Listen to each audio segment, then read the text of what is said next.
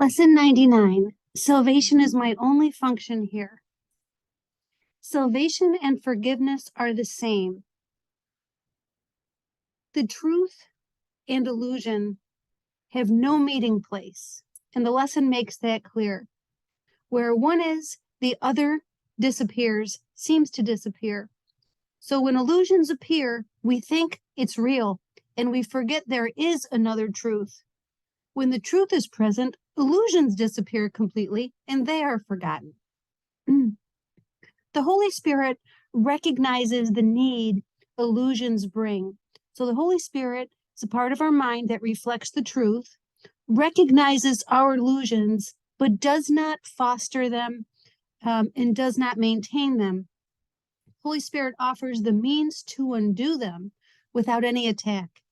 And undoing them without any attack is so important to understand and remember, because we don't want to fight ourselves. Fighting ourselves keeps the dream alive and terrible. To practice the course is to look and wait, not punish and condemn. So salvation and forgiveness are the same, and salvation is my only function here. Forgiveness is looking, waiting, and quietly doing nothing. It is the means to undo illusion. If you watch yourself living your life as an ego without judgment, you are practicing the course. There is nothing more we can do. In the current state we find ourselves in, which is believing in the illusion and seemingly being a part of that illusion, we're part of the picture we're looking at, living out our lives here in the dream. The only thing we can do in order to promote salvation is forgive, because salvation and forgiveness are the same. So we take our guide's hand and we watch ourselves being an ego. I watch myself living my life. There is a part of us that is pure awareness. And that awareness that can step back and look at what is happening. Look at what I do. I get angry. I get upset. I go to work. I come home. I want to retreat. I want to socialize. I watch the body I identify with going through all of its stuff. Everything that it means to be a body in a world. A part of me is an awareness that can watch that happening without judgment. Because there's no way an ego is ever going to become lovely, good, holy, kind. Egos are born from an idea of sin, guilt, and fear, and that's all they will ever be.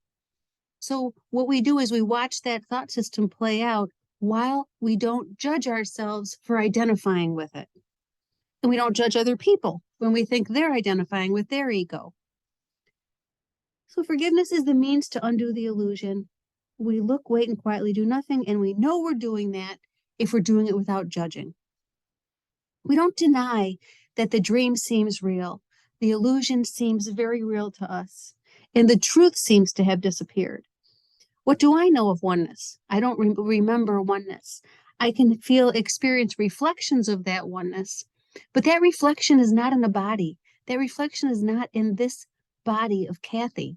The reflection is in my mind. I only think I experience it in a body because I believe I'm a body. We don't deny the dream seems real. We deny that the dream is the cause of our pain. That is what we can do.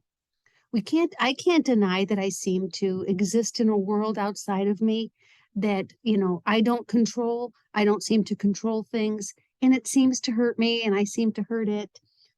We can't deny any of that. That's a particularly unworthy form of denial. We can deny that the dream, what seems to be outside of us, is the cause of our pain. The only cause of pain is the denial of truth. So that is the appropriate use of denial. I deny something outside of me has caused me pain. The only cause of my pain is the denial of truth. And I move about in the world in the same way I would, I act normally. You break a leg, you go see a doctor. I'm emotionally in pain. I take antidepressants. Whatever a body normally does in the world, we do. Because the script is written, although that's another issue. We don't try to We don't try to drag the truth into the illusion. We just look, wait, and quietly do nothing and deny the denial of truth. So the cause of pain is the denial of truth. I can go see a doctor and have a broken bone set in a cast while my mind recognizes, acknowledges, and realizes there is only one cause of pain, and that is the denial of truth. Even though there seems to be a powerful appearance that something outside of me has hurt me, I am still only hurt by the denial of truth. The world appears so that we have something to blame that seems to be outside of us. Appearances cannot withstand the truth of the lesson. Salvation is my only function here.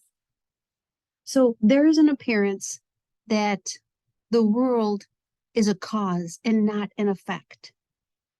But we're learning the mind is not in the body is in the mind. We are the mind dreaming of this world. We are the mind choosing to be a figure in that dream, a puppet, a shadow. And this course is trying to wake up our minds so we can see things differently. We asked to see things differently, and this course came along, and it might not be what we thought it was going to be. Maybe we wanted something a little easier, but the course describes itself as the shortcut to awakening. So we accept that. We accept it happily. Because salvation is my only function here. God still is love, and this is not his will. This world is not his will. We remind ourselves of that as often as we can. We lay forgiveness on our mind and let all fear be gently laid aside, that love may find its rightful place in you and show you that you are the Son of God. We are not what we made of ourselves. We are something else. When we clear a space by denying that anything outside of us can hurt us, and we look, wait, and quietly do nothing, the truth will reveal itself to us. And so with happy hearts, we say, as often as we can, salvation is my only function here. God still is love, and this is not his will.